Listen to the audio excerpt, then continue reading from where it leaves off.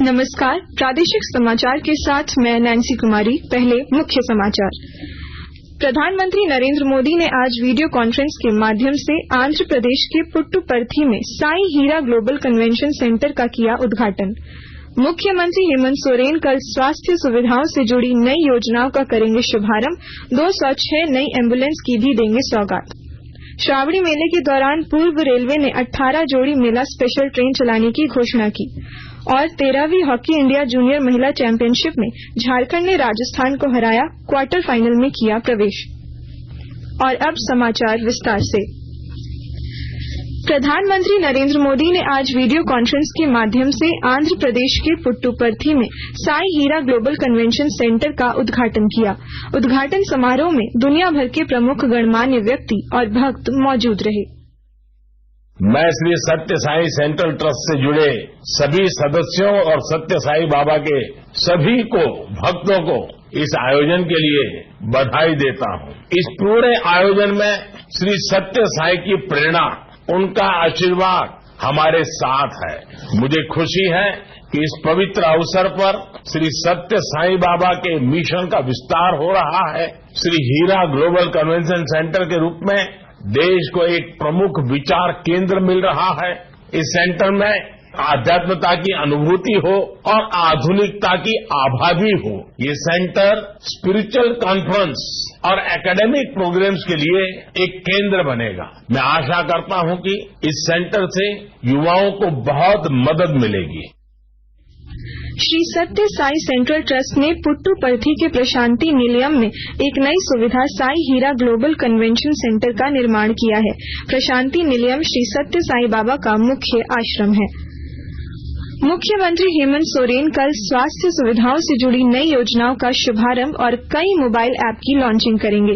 मुख्यमंत्री राज्य को 206 नई एम्बुलेंस की सौगात भी देंगे। साथ ही राष्ट्रीय स्वास्थ्य मिशन के नामकुम स्थित परिसर से मुख्यमंत्री हरी झंडी दिखाकर इन एम्बुलेंस को रवाना करेंगे। अत्याधुनिक सुविधाओं से लैस इन नई एम्बुलेंस की खरीद करीब साल भर पहले ही हो चुकी थी।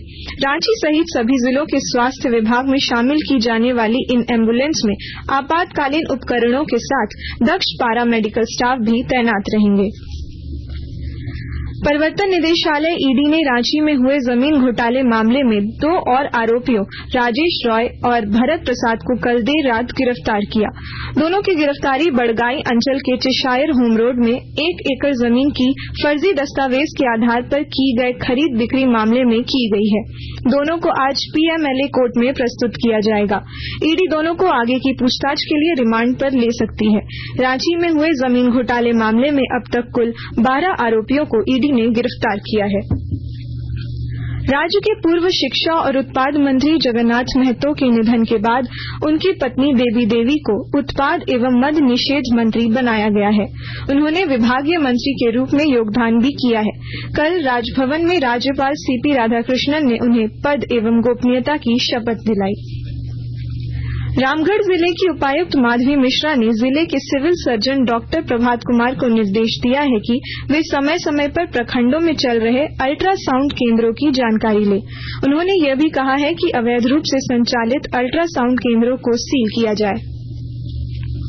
हजारीबाग जिले के चौपारण में आजीवन कारावास के सजायाफ्ता शिक्षक संजय कुमार सिन्हा को निलंबित कर दिया गया है।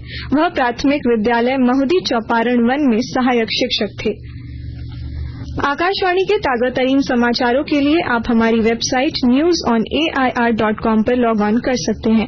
ताजा समाचार Twitter handle @AIR News Alerts और Facebook page all India radio news पर भी उपलब्ध है। आप प्रादेशिक समाचार एकांश के ट्विटर हैंडल @AIR News_Ranchi और फेसबुक, इंस्टाग्राम पेज तथा YouTube channel AIR News Ranchi पर भी हमारे बुलेटिन सुन सकते हैं। प्रादेशिक समाचार आप आकाशवाणी रांची से सुन रहे हैं। देवघर श्रावणी मेले का कल उद्घाटन किया गया। इसके साथ ही कांवरियों के लिए प्रवेश द्वार खोल दिए गए हैं। आज से 31 अगस्त तक श्रद्धालु अर्घा के माध्यम से बाबा बैद्यनाथ का जलाभिषेक करेंगे। वहीं स्पर्श पूजा बंद रहेगी। 19 वर्षों के बाद मलमास के कारण इस वर्ष श्रावणी मेला 2 माह का है। सावन महीने का पहला पक्ष 4 जुलाई से 16 जुलाई और दूसरा पक्ष 17 अगस्त से 31 अगस्त तक होगा। श्रावणी मेले के शुभारंभ पर मुख्यमंत्री हेमंत सोरेन ने कहा है कि सभी श्रद्धालुओं और कांवरियों का मेले में हार्दिक अभिनंदन है। श्रावणी मेले के दौरान पूर्व रेलवे ने 18 जोड़ी मेला स्पेशल ट्रेन चलाने की घोषणा की है। जसीडीह, बैद्यनाथ धाम, बासुकीनाथ और देवघर में 4 जुलाई से 31 अगस्त तक चलने वाली श्रावणी मेले के दौरान पूर्व रेलवे ने आसनसोल और पटना के बीच 18 जोड़ी श्रावणी मेला विशेष ट्रेनों की व्यवस्था की है। जसीडीह और बैद्यनाथ धाम के बीच प्रतिदिन 3 जोड़ी मेमो स्पेशल ट्रेन चलेगी और कई मेल एक्सप्रेस ट्रेनें श्रावणी मेले के दौरान जसीडीह स्टेशन पर रुकेगी। गढ़वा जिले में जन्म और मृत्यु का निबंधन 100% करने के लिए 14 जुलाई से लेकर 14 अगस्त तक विशेष अभियान चलाया जाएगा। विस्तृत ब्यौरा दे रहे हैं हमारे संवाददाता। जिले में जन्म और मृत्यु का निबंधन 80% से भी कम हो सका है। जिला प्रशासन के मुताबिक इसका कारण आम जनों में जन्म और मृत्यु प्रमाण पत्रों के प्रति जागरूकता और इसके महत्व का अभाव है। इसको लेकर राज्य सरकार के निर्देश पर 14 जुलाई से 14 अगस्त तक विशेष अभियान चलाने की तैयारी की गई है। इस दौरान कोविड महामारी के दौरान लॉकडाउन के कारण जिन बच्चों का जन्म पंजीकरण नहीं हो सका है, उन्हें चिन्हित कर उनके जन्म को राज्य की औपचारिक पंजीकरण प्रणाली में दर्ज करना है। इस उद्देश्य को पूरा करने के लिए ग्रामीण और शहरी दोनों ही परिवारों में जागरूकता बढ़ाने के लिए प्रसार किया जाएगा। इस क्रम में विगत वर्षों में जन्म और मृत्यु निबंधन की छूटी हुई का 100% निबंधन का प्रयास किया जाएगा। विनोद कुमार पाठक, आकाशवाणी समाचार, गढ़वा। गुमला जिले में वित्त मंत्री सह जिला योजना समिति के अध्यक्ष डॉक्टर रामेश्वर उरांव की अध्यक्षता में जिला योजना समिति की बैठक हुई। इस दौरान मंत्री रामेश्वर उरांव ने प्रस्तावित योजनाओं के अंतर्गत पुलिया निर्माण, ग्रामीण सड़क निर्माण, ग्रामीण क्षेत्रों में बिजली एवं पानी की समस्याओं के निराकरण, खेल मैदान, छात्रावास मरम्मती, शिक्षा एवं स्वास्थ्य से जुड़े प्रतिवेदनों पर प्राथमिकता देते हुए कार्य करने का निर्देश दिया। उन्होंने सभी विद्यालयों में शौचालय एवं जल की व्यवस्था को दुरुस्त करने पर विशेष रूप से जोर दिया। गोड्डा जिला और बिहार के बांका जिले के पंजवारा को जोड़ने वाली चीर नदी पर बना डायवर्जन लगातार हो रही बारिश की वजह से टूट गया है।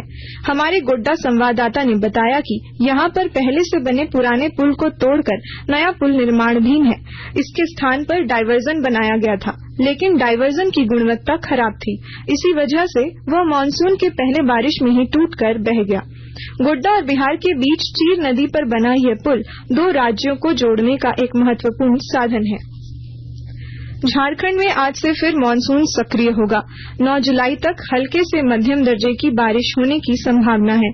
मौसम विभाग के पूर्वानुमान के अनुसार इस दौरान देवघर, जामताड़ा, गोड्डा, दुमका, पाकुड़ और साहिबगंज जिले में कुछ स्थानों पर भारी बारिश हो सकती है। मौसम विभाग ने बताया है कि डाल्टनगंज से बंगाल की खाड़ी तक मानसून टर्फ बना हुआ है। इसकी वजह से बारिश होगी। कल राज्य के साहिबगंज जिले में 41 मिलीमीटर और चतरा में 39 मिलीमीटर बारिश दर्ज की गई। राउरकेला में खेली जा रही 13वीं हॉकी इंडिया जूनियर महिला चैंपियनशिप में झारखंड ने राजस्थान को 0 के मुकाबले 9 गोल से हराया। झारखंड की टीम क्वार्टर फाइनल में प्रवेश कर गई है। झारखंड की ओर से निक्की कुल्लू और बिनिमा धान ने 2-2 गोल दागे। वहीं निशा मिंज, पिंकी कुमारी, बालो होरो, रजनी केरकट्टा और प्रमोदनी लकड़ा ने 1-1 गोल किए। अंत में मुख्य समाचार एक बार फिर। प्रधानमंत्री नरेंद्र मोदी ने आज वीडियो कॉन्फ्रेंस के माध्यम से आंध्र प्रदेश के पुट्टुपर्थी में साई हीरा ग्लोबल कन्वेंशन सेंटर का किया उद्घाटन। मुख्यमंत्री हेमंत सोरेन कल स्वास्थ्य सुविधाओं से जुड़ी नई योजनाओं का करेंगे शुभारंभ। 206 नई एम्बुलेंस की भी देंगे सौगात।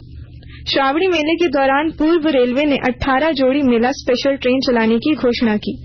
और 13वीं हॉकी इंडिया जूनियर महिला चैंपियनशिप में झारखंड ने राजस्थान को हराया, क्वार्टर फाइनल में किया प्रवेश।